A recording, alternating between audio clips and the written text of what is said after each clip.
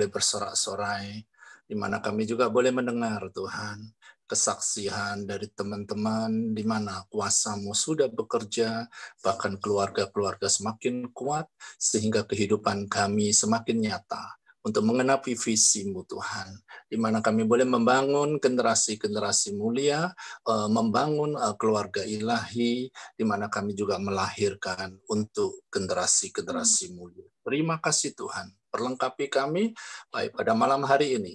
Kami tahu Tuhan, Engkau hendak sendiri yang mau menyampaikan, kiranya Engkau sendiri sampaikan kepada kami dengan sesuatu yang boleh kami mengerti, sehingga kehidupan kami semakin kuat, semakin berakar di dalam kehidupan keluarga kami, sehingga kami boleh berdampak untuk kemuliaan nama-Mu. Ayo, Mah. Terima kasih Tuhan, biarkan Engkau urapi mulut, bibir, pikiran, hati, kehendak suami kami, biarkan apa yang disampaikan fokus hanya padamu Tuhan. Tutup bungkus setiap ruangan yang kami pakai, di dalam nama Yesus kami berdoa menjawab syukur, haleluya, amin. Amin. Ya, selamat malam teman-teman. Kita berjumpa ya walaupun di dalam Zoom. Kita tahu dan kita bersyukur semua fasilitas sudah disediakan ya. Kalau kita lihat keadaan-keadaan sekarang, kalau kita boleh tahu, kalaupun suasana keadaan yang boleh menekan, tapi tetap Tuhan pelihara. Bahkan Tuhan sudah sediakan sehingga kita sendiri tidak kehilangan waktu untuk kita bersekutu. Bahkan kita di dalam komunitas MOU. Ya, sehingga Zoom ini boleh kita rasakan kuasa hadiratnya pun kita percaya ada di tempat yang kita mau mau dengar firman melalui Zoom ini.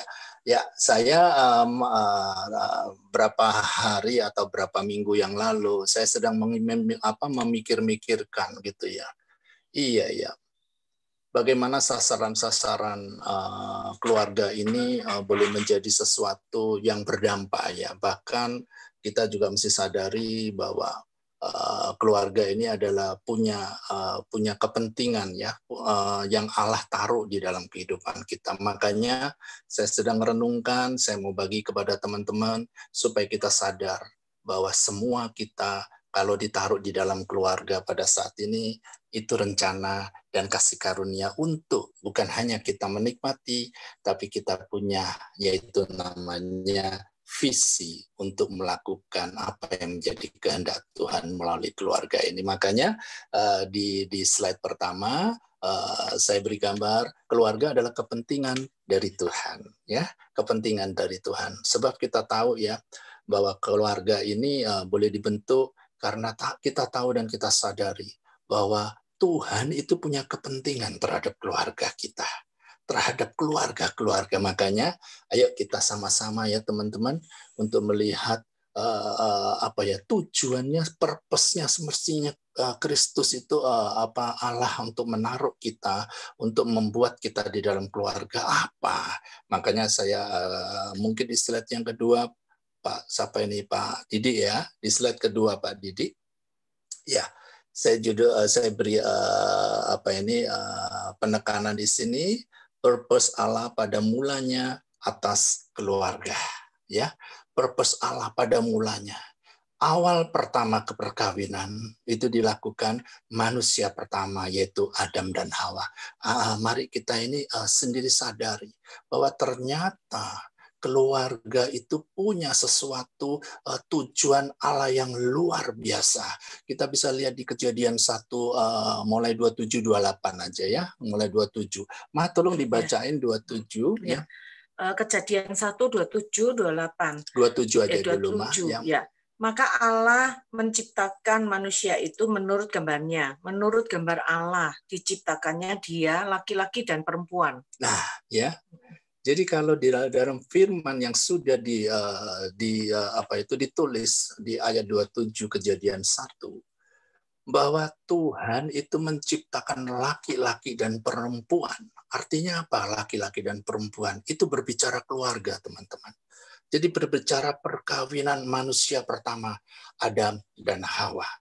Ya, diciptakannya segambar, serupa dengan Allah itu sendiri. Oh, ini luar biasa ya. Jadi ternyata Tuhan taruh sesuatu ya pada mulanya. Sorry, bisa didengar atau putus-putus ya? Dengar, Kondi, dengar. Oh iya, oke. Lancar, Jadi, oke, thank you. Pada mulanya Tuhan itu menciptakan laki-laki dan perempuan ini berbicara keluarga, teman-teman. Ya, berbicara perkawinan. Jadi pertemuan antara laki dan perempuan itu adalah kesempurnaan di dalam pewujudan gambar-gambar Allah. Ya, jadi keluarga ini adalah satu-satunya yang dimana Tuhan taruh keluarga-keluarga ini sebagai wakil-wakilnya Tuhan di dunia ini, di bumi ini. Sebagai apa? Sebagai gambar-gambarnya Tuhan, sebagai pewujudannya Tuhan. Ya, jadi kita harus sadari bahwa perkawinan yang kita alami, yang kita sekarang jalani, semestinya itu Tuhan punya kepentingan, punya sesuatu purpose, di mana pewujudan gambar-gambar Allah itu terjadi di bumi ini melalui kehidupan kita, di bumi ini melalui keluarga-keluarga, melalui perempuan dan laki-laki. Ya, jadi ini adalah sesuatu yang kita harus sadari. Yang kedua, Mah, tolong dibaca di ayat 28-nya, Mah. Kejadian 1 ayat 28. Diciptakannya mereka, Allah memberkati mereka, lalu Allah berfirman kepada mereka, beranak cuculah dan bertambah banyak. Penuhilah bumi dan taklukkanlah itu. Berkuasalah atas ikan-ikan di laut dan burung-burung di udara. Jadi Tuhan juga tahu bahwa atas perintahnya keluarga-keluarga ini boleh bermultiplikasi. Supaya apa? Supaya pewujudan gambar-gambar Allah ini semakin penuh di bumi ini. Sehingga gambar-gambar Allah itu semakin banyak dan semakin memenuhi bumi ini. Dengan tujuan apa, teman-teman? Dengan tujuan supaya bumi ini dipenuhi kemuliaan Allah. Oh, dahsyat ya. Jadi keluarga ini punya satu arti nilai yang luar biasa, teman-teman. Kalau kita boleh bilang, kenapa di ayat 27 tadi dikatakan perempuan dan laki-laki? Kok enggak ditambah anak gitu ya? Ya, di sini padahal ditulis bahwa untuk memultiplikasi perkawinan itu sampai ke anak cucu. Satu tanda bahwa bukan hanya anak-anak jasmani, tetapi juga anak-anak rohani. Jadi ini jadi satu jawaban gitu ya buat setiap kita ya. Sorry ngomong ini cuma hanya sekedar nurut firman ya. Jadi artinya buat setiap kita walaupun dalam tanda kutip ya kita belum diberi anak jasmani. Tetapi Tuhan katakan tetap perkawinan itu untuk sebagai dasar untuk memultiplikasi wajah-wajah Allah di bumi ini. Artinya apa, teman-teman? Supaya kita di dalam perkawinan bukan hanya anak-anak jasmani. Ya, kita juga punya anak-anak rohani. Kalaupun kita belum diberi anak-anak jasmani, tapi kita juga tetap diberi kesempatan untuk membawa keluarga kita ini, untuk membawa anak-anak rohani supaya kehidupan keluarga kita ini bermultiplikasi gambar-gambar Allah di bumi ini. Ya, dari sini kita menyadari gitu ya. Jadi kita ini adalah satu gambar gitu ya. Bagaimana keluarga ini adalah sebuah pewujudan dan bagaimana ini adalah multiplikasi buat setiap kita yang ada di bumi supaya gambar Allah itu jelas di bumi ini. Ya, kalau kita lihat ya teman-teman ya, semestinya keluarga itu kalau kita lihat itu adalah semestinya gambaran dari keluarga di kerajaan surga. Ya, kalau kita lihat keluarga di bumi ini, kita ada yang namanya bapak, ada yang namanya ibu, ada yang namanya anak-anak rohani, ya. Kita pun juga melihat tatanan keluarga di kerajaan surga juga seperti itu, teman-teman. Kita melihat ada bapak, ya, ada Roh Kudus. Roh Kudus ini digambarkan ibu, teman-teman. Karena apa? Ibu yang melahirkan kita ini dilahirkan oleh karena siapa? Oleh karena Roh Kudus. Ya, kita ditolong. Ibu di dunia juga menjadi penolong. Ibu di dunia juga memberikan satu dorongan dan lain sebagainya. Ini adalah satu gambaran. Ibu adalah sesuatu yang digambarkan Roh Kudus. Anak itu berbicara Yesus Kristus sendiri sebagai anak tunggal dari Allah Bapa. Ya, dari sini kita begitu luar biasa ya, tatanan keluarga kerajaan surga itu diterapkan di bumi, teman-teman. Supaya apa? Supaya pewujudan-pewujudan gambar Allah itu terjadi di bumi ini. Sehingga kehidupan kita akan nampak sebagai Allah-Allah di bumi ini. Yang kalau kita boleh sebut secara bahasa gamblangnya, kita ini sebagai Yesus kecil di bumi ini. Untuk apa itu mestinya? Ya, jadi semestinya ya, jadi seperti kita tadi katakan, ya, untuk kita supaya bisa berdampak di dunia. Tadi kan dikatakan di ayat 28 dikatakan kita bisa menaklukkan bumi ini, kita bisa menguasai ikan yang ada di laut, kita bisa berbicara menguasai burung-burung di udara. Ini satu tanda bahwa keluarga-keluarga pewujudan Allah, gambar-gambar Allah ini bisa berdampak di bumi ini. Ya, jadi ini adalah hal yang kita harus ketahui gitu ya. Jadi di sini ya kita ada punya tugas gitu ya. Kita ini sebagai impact bagi dunia ya. Jadi tadi di sini saya kasih yang tadi nomor 4 ya, kerajaan surga ditegakkan di bumi ya. Jadi artinya kalau keluarga-keluarga ini yang artinya keluarga yang sudah kuat, yang sudah dipulihkan, maka keluarga-keluarga ini yang akan menyinari bumi sehingga kerajaan surga ditegakkan di bumi. Ya, untuk supaya apa, teman-teman? Karena kita tahu di bumi ini adalah tempat apa ya yang di dalam pembuangan gitu ya, tempat yang sudah menjadi tempat areanya iblis gitu ya, karena apa itu malaikat yang mau menstarakan diri terhadap Tuhan, akhirnya dia sendiri akan dibuang di bumi ini. Jadi bumi ini adalah tempat dari roh-roh jahat, sehingga Tuhan memakai kita semua sebagai keluarga-keluarga untuk supaya apa? Supaya keluarga kerajaan surga ini ditegakkan di bumi. Supaya apa? Supaya setiap mereka itu iblis ya, areanya semakin dipersempit. Jadi ini yang kita harus sadari, teman-teman. Ini saya bayangkan, iya ya, kita ini tahu bahwa asal mula perkawinan dibuat ya oleh firman, dikatakan bahwa kita ini punya tujuan dan visi. Nah, sekarang kita lihat lagi di slide yang berikutnya, kita lihat lagi ya teman-temannya.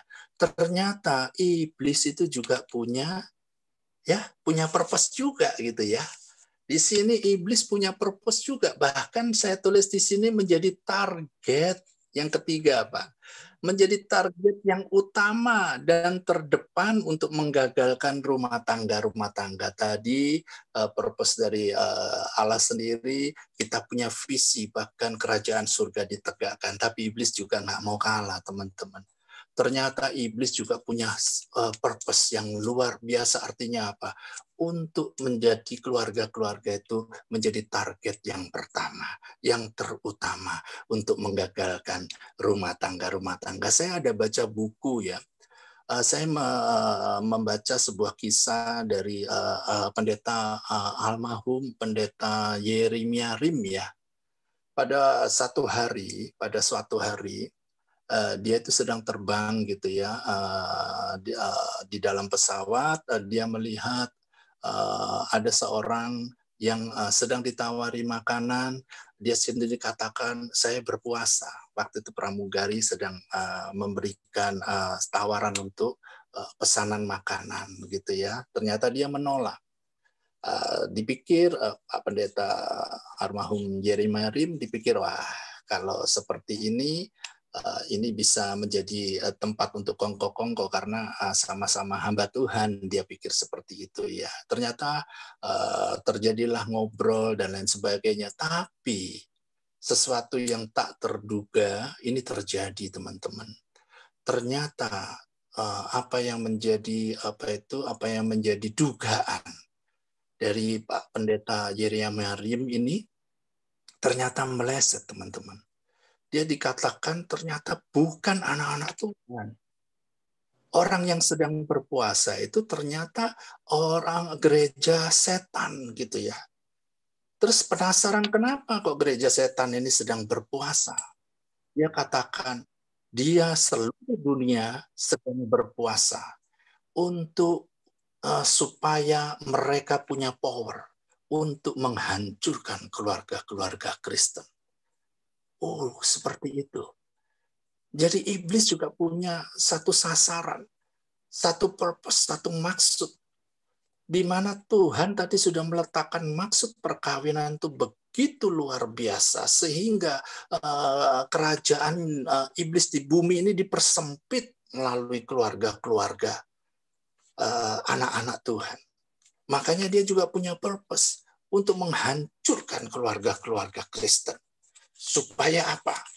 Yang ini kita juga bisa melihat alasannya iblis ini apa. Ternyata kita bisa lihat di slide berikutnya, teman-teman. Ya, alasan iblis itu ternyata dia sendiri menyadari gitu loh. Keluarga iblis, keluarga kalau pulih, saya tulis di sini keluarga kalau pulih, dunia itu dimenangkan dari kegelapan. Mungkin satunya Pak Didi. Nah, keluarga kalau pulih, keluarga kalau kuat, ternyata dunia itu dimenangkan dari kegelapan. Karena apa? Ruang gerak mereka itu dipersempit karena adanya keluarga-keluarga dari keluarga-keluarga pewujudan Allah. Ya, kita tahu di dalam firman juga dikatakan terang datang maka gelap itu akan menyingkir. Makanya keluarga-keluarga Kristen atau keluarga-keluarga yang kuat, keluarga-keluarga yang sudah pulih, itu mempengaruhi dunia, mempengaruhi bumi ini.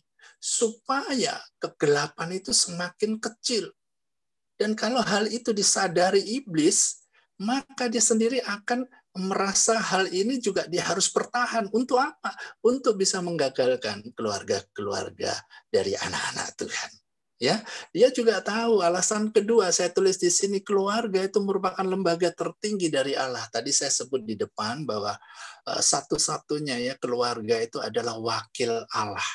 Sesatu-satunya keluarga itu adalah lembaga yang tertinggi dari Allah. Ya, itu yang menjadi satu wakil dari Allah.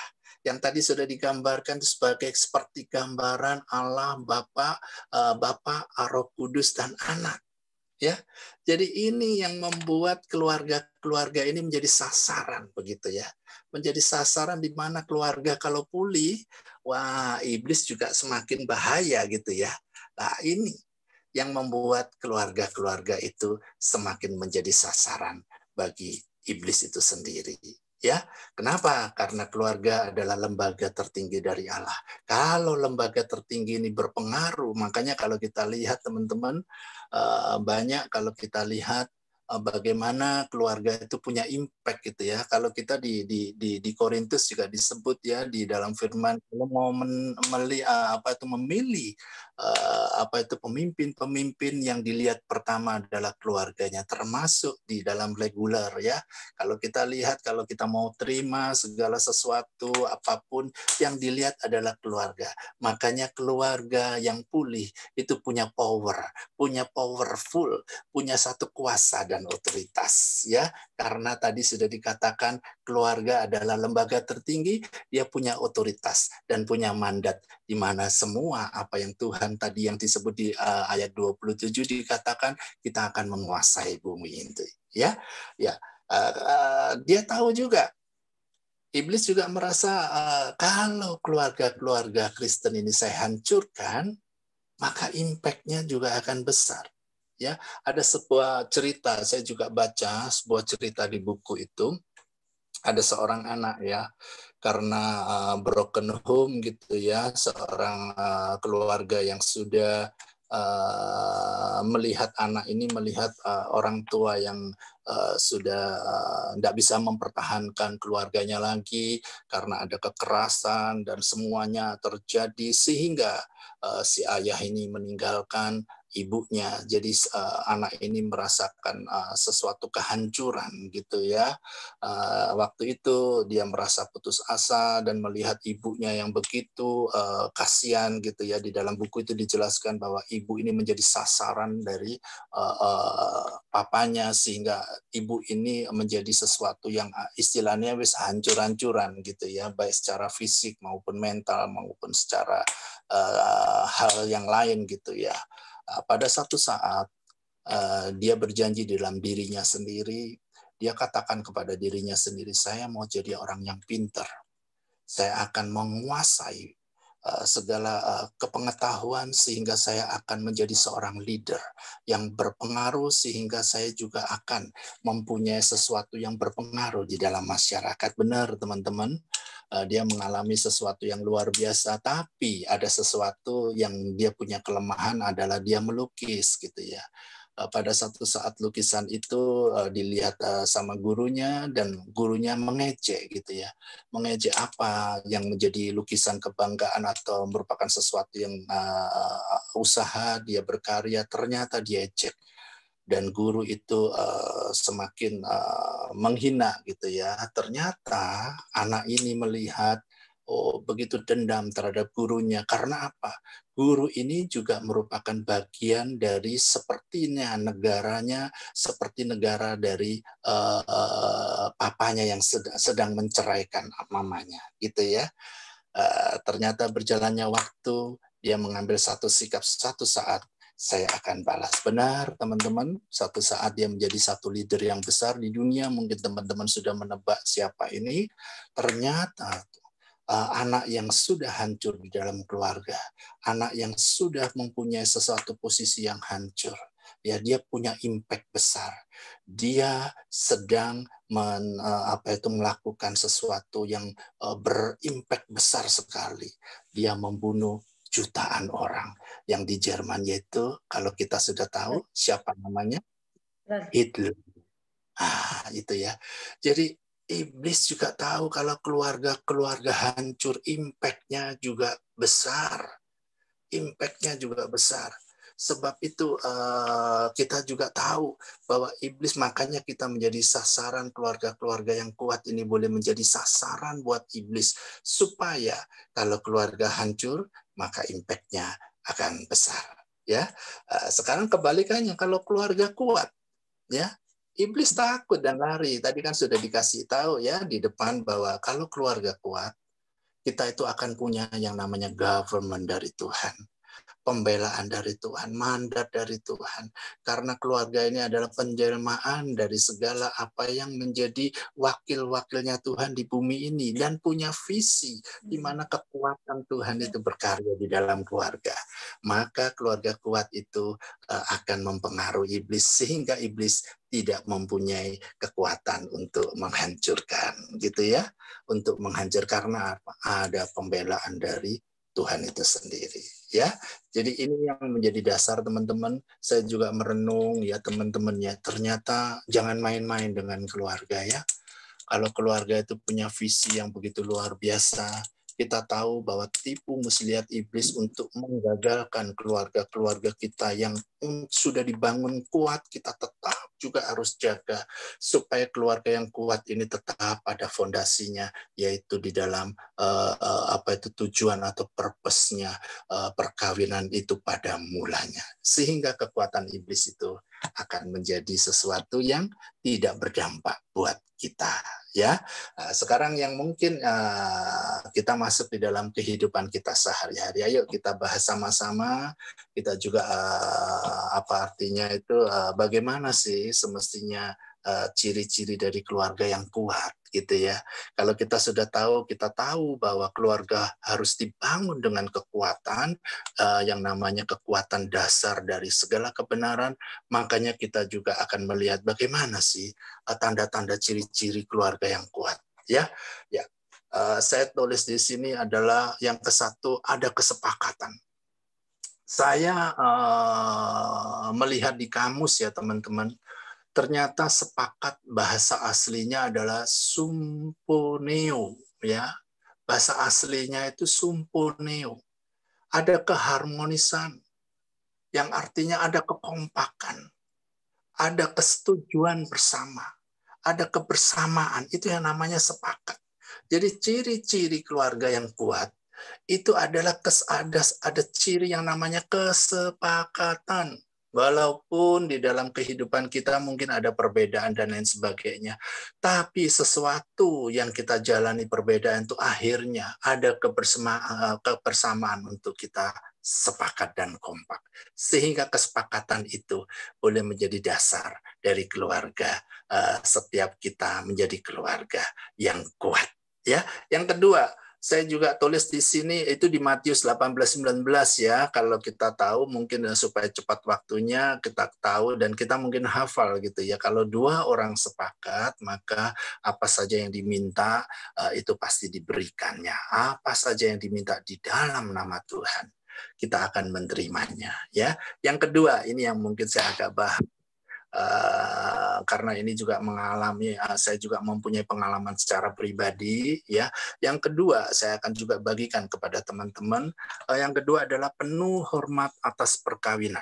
Nah, ini yang tertulis di Ibrani 13 ayat 4. Ayo Ma dibaca ya, Ibrani 13. Ibrani 13 ayat 4. Hendaklah kamu semua penuh hormat terhadap perkawinan. Ya, stop dulu Ma.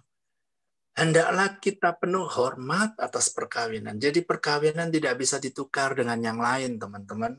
Perkawinan adalah sesuatu yang menjadi prioritas. Segalanya, pasangan kita ini menjadi satu prioritas segalanya. Tanpa bisa ditukar dengan keadaan apapun. Tanpa ditukar dengan kenikmatan apapun. Penuh hormat atas perkawinan. Yang menarik lagi. Ayo sambung, Ma. Perkawinan. Dan janganlah kamu mencemarkan tempat tidur, sebab orang-orang sundal dan pezina akan dihakimi Allah. Nah, ini ya. Jadi kita jangan lupa tempat tidur adalah tempat bagaimana kuasa hadirat Tuhan itu tinggal di dalam perkawinan itu melalui tempat tidur kita. Saya terakhir ini saya punya satu pengalaman ya teman-teman, saya juga bisa saksikan. Saya di dalam sebulan yang lalu, saya ini berdoa sambil berdialog gitu ya, secara roh gitu ya, saya berdialog. Tuhan, kenapa saya di dalam di dalam tempat tidur nggak merasakan satu kenikmatan gitu ya? Kita tempat tidur bukan hanya berbicara seks loh teman-teman. Saya terbuka dengan apa yang menjadi firman yang diberikan kepada saya mengenai tempat tidur ini. Saya merenungkan, akhirnya saya mendapatkan satu jawaban. Ternyata tempat tidur itu kudus. Kudus itu bukan berbicara soal seks saja, ya. Tapi tempat tidur adalah pertemuan kita bersama pasangan, itu adalah tempat yang sakral, yang kudus, yang dimana Tuhan hadir di tempat tidur kita. Itu menjadi tempat tahtanya yang paling tinggi di dalam perkawinan. Karena apa teman-teman? Di dalam tempat tidur sudah tidak ada yang lain. Hanya istri dan suami. Di tempat tidur adalah sesuatu yang menjadi tempat yang khusus, di mana hubungan hanya secara pribadi antara pria dan laki-laki, yaitu suami dan istri, tanpa ada yang lain. Saya pernah mengalami ini karena gini, saya punya kesaksian teman-teman. Saya merasa ada sesuatu yang ganjal gitu ya di hati saya mengenai istri gitu ya. Padahal itu salah saya gitu ya. Saya merasa, loh tempat tidur ini kok enggak ada tempat yang nyaman ya. Saya belok sini, istri belok kiri, saya belok kanan. Saya tidak ada tempat canda, saya tidak ada merasa sesuatu yang merasa ada sesuatu di tempat tidur ini, sesuatu yang menyenangkan dan ada satu kebahagiaan. Saya langsung tanya, loh kenapa Tuhan? Kok kelihatannya saya sudah berintim denganmu, tapi di waktu di tempat tidur saya merasa ada kehampaan. Ternyata saya dijawab teman-teman dengan firman yang diberikan kepada saya. Karena engkau sedang tidak kudus di dalam tempat tidur. Saya kaget teman-teman. Loh, apa yang membuat saya sadar ya? Saya tidak melakukan yang namanya hal-hal yang berbau porno, berbau segala sesuatu yang tidak kudus, memikirkan hal-hal yang lain. Ternyata saya punya kejengkelan. Itu pun sudah menjadikan saya menempati tempat tidur dengan tidak kudus.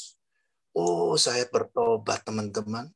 Saya minta ampun, saya juga selesaikan dengan istri saya. Benar, saya praktekkan itu. Saya merasa tempat tidur adalah tempat yang menjadi satu sukacita. Karena tempat tidur bukan hanya sekedar kita ini bermain seks, tidak, teman-teman. Kalau Tuhan katakan hormati tempat tidur adalah tempat perpaduan suami istri yang dimana tidak ada gangguan dengan yang lain-lain. Ayo, sorry, saya juga katakan kepada teman-teman siapa yang ngajak anaknya tidur di tengah-tengah, ya, terhadap pasangan suami istri, ya, ngajak anaknya tidur, itu pun juga tidak benar. Karena saya juga punya pengalaman. Saya juga punya pengalaman dulu juga seperti itu. Saya ditaruh sebagai anak yang dikasih sama mama saya jadi satu dengan tempat tidurnya orang tua, sehingga membuat saya tidak bagus, ya. Nah, ini tidak bagus, ya. Jadi tempat tidur khusus untuk suami istri. Untuk apa? Supaya kita bercengkrama, kita bisa saling sharing, kita bisa saling melepaskan kerinduan, bahkan kita bisa melakukan hal-hal yang lain. Gitu ya. Oke, yang ketiga ini mungkin sambungannya ya, seks lahir dari kasih bukan nafsu. Ya, ini adalah tanda-tanda keluarga yang kuat. Ini di Korintus 7 ayat 3 sampai 4 atau ayat 4 aja. Saya catat kok di sini Korintus 7 mana ya di sini? 1 Korintus. Ya, 1 Korintus 7 ayat 4 ya. Ya, 1 Korintus 7 ayat 4. Istri tidak berkuasa atas tubuhnya sendiri. Nah, tetapi suaminya, demikian pula suami tidak berkuasa atas tubuhnya sendiri, tetapi istrinya. Seks adalah sesuatu pemberian anugerah dari Tuhan, tapi saya boleh tulis seks lahir itu dari kasih bukan nafsu. Ya, kalau kita boleh jujur gitu ya, apakah seks ini sudah kita lalui dengan baik, dengan kudus, ya, atau kita lalui seks itu karena jatuh tempo? Ya, saya sedang ngobrol sama istri, jangan kita menjadi suami istri yang melakukan seks karena jatuh tempo. Tapi seks lahir itu dari kasih, ungkapan kasih. Supaya seks itu menjadi satu sarana untuk kita bisa melampiaskan kasih. Ya, artinya apa? Benar-benar tubuh pasangan kita itu boleh menjadi bagian kita. Ya, bukan tubuh pasangan kita dinikmati, tapi tubuh pasangan kita itu boleh menjadi bagian kita. Sehingga kita boleh merasa sesuatu yang yang ungkapan kasih yang besar gitu ya terhadap pasangan melalui seks. Kalau hal ini terjadi, maka seks itu akan jauh lebih nikmat, jauh lebih sesuatu yang membuat ada satu kebahagiaan yang luar biasa. Ya, bukan hanya nafsu, tapi seks itu adalah sesuatu yang lahir dari ungkapan kasih kita. Ya, yang keempat, tanda-tanda sebagai keluarga yang kuat. Budayakan pengampunan. Ini sorry, saya tulis ini ayatnya ini salah ini di 2 Korintus ya. Maklum ya, saya bikin ini malam-malam hari jadi masih ngantuk gitu ya. Ternyata saya cuma mau naruh budayakan pengampunan itu seperti gini loh. Di Matius kalau nggak salah ya, Petrus tanya kepada Yesus, Yesus, kalau orang berdosa terhadap saya, ya, kalau orang berdosa terhadap saya harus mengampuni berapa kali? 7 kali kah? Petrus katakan kepada Yesus gitu. Yesus jawabnya lain. Bukan itu ya Maya. Bukan itu ya. Aku berkata kepadamu, bukan sampai 7 kali, melainkan sampai 70 kali 7 kali. Yesus itu jawabnya seperti itu. Jadi Tuhan memberikan kita supaya kita tahu bahwa walaupun pasangan itu selalu atau sering melakukan kesalahan, tidak ada batasnya untuk memberikan pengampunan. Tidak ada batasnya untuk memberikan pengampunan. Karena setiap, kalau Tuhan sudah katakan 70 kali 7, berarti kesalahan walaupun berulang-ulang, tetap kita sebagai pasangan harus bisa memberikan pengampunan. Makanya keluarga yang kuat selalu punya budaya pengampunan. Nah, ini yang tadi yang disaksikan sama Pak Yusa, ya. Yang kelima saya tulis di sini, suami istri hidup telanjang di Kejadian 2:25, Ma.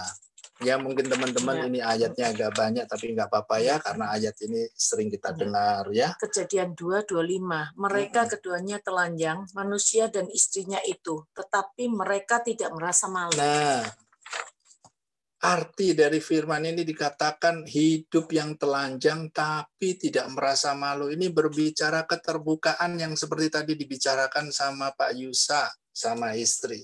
Ya, tidak ada yang tersembunyi, tidak ada yang singit-singit, tidak ada yang disembunyikan. Semuanya terbuka, baik di dalam kehidupan kita secara pribadi, terlebih ya kalau kita tahu siapa yang pernah saksi ada uang laki, ada uang perempuan. Ini tidak bisa terjadi di dalam suami istri. Oh, duitku dewe, duitmu dewe. Tidak bisa terjadi. Semua menjadi satu yang terbuka. Kalaupun, ya ini bukan berarti artinya itu tidak boleh memegang uang sama sekali, enggak. Artinya diketahui, ya. Jadi tidak ada yang disimpan disingit-singit gitu ya. Oh, jangan sampai gitu ya. Karena di sini sudah dijelaskan setelah kejadian 1, kejadian 2 menyusul ayat 25, ternyata Tuhan ciptakan perkawinan yaitu manusia pertama dengan Hawa itu hidup dengan telanjang tetapi mereka tidak malu. Artinya keterbukaan yang tidak ada satu benang pun yang menutupi, tidak ada satu hal yang tersembunyi, itu semua terbuka. Ini adalah satu tanda bahwa keluarga itu menjadi kuat. Kalau keluarga kuat, iblisnya yang lari, bukan kita yang lari ya. Kalau iblis lari, maka visi itu akan tercapai dalam kehidupan kita. Yang keenam, mungkin ini sudah mendekati yang akhir ya. Yang keenam, ciri-ciri keluarga yang kuat adalah komunikasi sehat. Saya mengutip Pak Ishak Tulus ya waktu itu membawa sharing, dia curhat kepada teman-teman di sharing, dia katakan gini, komunikasi yang sehat itu seperti gini loh Pak. Saya kutip waktu itu dia menjelaskan gini, ada sesuatu yang nggak perlu gitu loh kita ngobrol sama pasangan, ya. Ada sesuatu yang enggak penting gitu loh. Bisa senda gurau, bisa apa pokoknya sesuatu yang enggak ada jundrungi gitu loh. Itu adalah komunikasi yang sehat. Ya. Banyak kita ya, kalau kita boleh dengar yang namanya arti dari komunikasi sehat buat orang-orang yang sudah menikah menurut dunia ya. Males Pak ngomong ngambil bojoku iki. Dulu waktu pacaran seneng ngomong. Sekarang lah sudah hidup 25 tahun mau males Pak. Wis apa maneh ngomong-ngomong sing ndak perlu wis perlu nito ae sebab wis rasane males wis bosen. Ndak bisa membuat saya senang dan lain sebagainya. Ini tidak boleh teman-teman. Artinya apa? Keluarga yang sehat itu punya komunikasi sehat. Di ranjang pun yang tadi dikatakan, usahakan teman-teman ranjang kudus itu menjadi komunikasi yang sehat. Kita bisa banyak cerita, baik itu hal-hal yang tidak berguna sekalipun, mungkin juga bisa senda gurau sama pasangan, mungkin juga bisa kita bercerita hal-hal yang lain. Ya, yang kedua Pak Ishak Tulus juga katakan gini, berkomunikasilah yang penting. Jadi ada waktunya kita berkomunikasi hal-hal yang penting. Ya, ini adalah respon komunikasi yang sehat. Yang ketiga, yang terakhir itu, ya, ternyata ada sesuatu yang kita harus jalankan di komunikasi yang sehat. Kita berbicara dari hati ke hati. Ini nanti mungkin istri bisa saksi karena saya baru cerita, baru dari punya kesempatan. Saya ini sering ya dengan istri ngobrol, dengan istri kadang-kadang sampai ke tempat wilayahnya Pak Gersom sama Bu Wulan di Trawas hanya cuma makan terus pulang, sering ngobrol, sering curhat, sering dari hati ke hati, sering memberi masukan, atau kita juga apa yang tidak suka di hati saya juga bisa keluarkan unek-unek itu ke istri. Ini berbicara dari hati ke hati. Ini yang menjadi satu komunikasi yang sehat, bahkan di ranjang pun kita sering seperti itu. Ya nanti istri bisa cerita dia sendiri merasa berterima kasih karena curhat dari hati saya membuat istri sadar, iya ya ternyata saya melakukan sesuatu yang benar, ternyata itu berdampak yang kurang bagus. Nanti istri bisa cerita ya. Dari situ ya ini adalah komunikasi yang sehat. Mungkin yang terakhir, nah ini yang terakhir ya.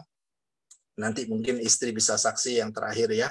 Apa yang menjadi rahasia untuk mencapainya? Saya ingat Pak Roy yang tempo hari khotbah di bawa sharing di Jatim Sabtu, ada satu rahasia untuk mencapai semuanya. Ya, slide ke-6, Pak. Ya, di Efesus 5 ayat 32, rahasia itu besar. Ya, tetapi yang aku maksudkan ialah hubungan Kristus dengan jemaat. Kalau tadi kita bilang ciri-ciri dari keluarga yang sehat, kelihatannya mudah apa? Susah atau gampang? Susah, teman-teman. Kalau kita dengan kekuatan sendiri. Percayalah, kita sendiri tidak akan mampu untuk melaluinya. Karena kita sadar bahwa kekuatan dari kita ini terbatas. Kekuatan dari kita ini hanya sekedar kekuatan yang cirinya itu ada maunya, gitu ya. Makanya kita sendiri harus seperti yang Tuhan katakan di Efesus ini, rahasia ini besar. Tuhan katakan rahasia ini besar. Tetapi aku yang maksudkan ialah hubungan Kristus yang dengan jemaat. Sudah tidak ada kata lain. Di dalam keluarga, untuk kita taruh di dalam keluarga, untuk menjadi keluarga yang sehat, yang dimana kita mengekspresikan yang tadi saya katakan ke-6 itu, hanya satu yang bisa kita capai dengan menghadirkan Kristus di dalam keluarga ini, ya, menghadirkan kasih Kristus di dalam keluarga ini. Kita percaya apapun kalau tidak didasari dengan kasih, tidak akan tercapai. Kasih yang terbesar adalah Kristus. Kita tahu juga kasih Yesus itu tidak dua arah, teman-teman. Kalau kasih kita dua arah, artinya apa? Saya kasih, tolong bisa dibalas. Kalau kasih Yesus, enggak, saya mati, kamu saya beri kesempatan untuk terima anugerah. Enggak mau, ya enggak apa-apa. Itu Yesus. Kita berbuat salah, tapi Tuhan masih mengasihi kita. Ini yang namanya kasih yang tidak terbatas, kasih agape. Kalau hal ini terjadi di dalam keluarga, maka semua yang menjadi buah dari apa yang kita katakan tadi, hidup telanjang, hidup kudus, komunikasi sehat, itu akan terpancar dalam kehidupan kita. Karena Yesus yang menjadi keseluruhannya dalam perkawinan kita, hidup di dalam kita. Seperti itu ya. Jadi ini yang slide yang terakhir. Saya tulis di sini, sukses dalam keluarga bukan sekedar mengisi kekosongan atau kesepian atau untuk mendapatkan anak keturunan, bahkan gengsi dan lain sebagainya, tetapi ayo teman-teman kita mulai taruh di dalam benak kita, di dalam spirit kita, bahwa ternyata sukses di dalam keluarga itu adalah keluarga itu punya visi untuk kerajaan surga di bumi. Ini sesuai dengan visinya MOU, ya. Kita adalah membangun keluarga, otomatis kita ini adalah di dalam keluarga yang kuat untuk melahirkan generasi-generasi mulia, untuk mewujudkan pewujudan atas segala wajah Kristus di bumi ini, untuk supaya apa? Kemuliaan Tuhan dinyatakan, kuasa iblis dipersempit sehingga terang itu yang akan menguasai bumi. Sehingga melalui keluarga, visi dari Tuhan itu akan tercapai melalui keluarga-keluarga kita, ya. Jadi ini yang menjadi kesaksian atau sharing saya.